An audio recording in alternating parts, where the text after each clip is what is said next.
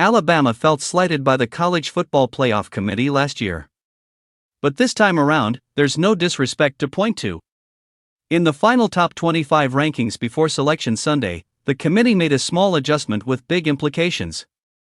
Alabama moved up to number 9, while Notre Dame slipped to number 10, likely the final at-large spot in the new 12-team playoff format. And when Chairman Hunter Yurachek tried to explain the switch Tuesday night, the reasoning only grew more confusing.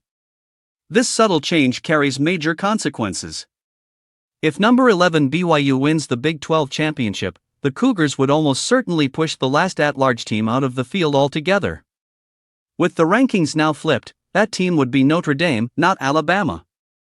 And if Alabama loses the SEC championship game to Georgia, the Crimson Tide now enjoy a one-spot buffer between themselves and playoff elimination. They could feasibly fall to number 10 and still remain in the bracket.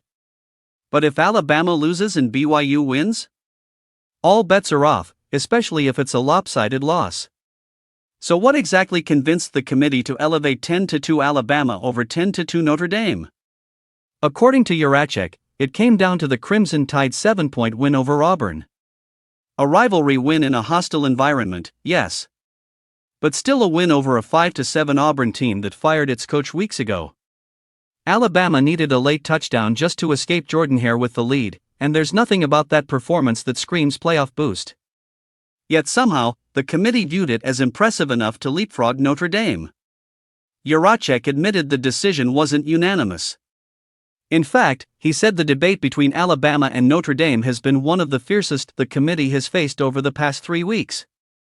Some members firmly believed Alabama was the superior team. Others were equally committed to Notre Dame's resume.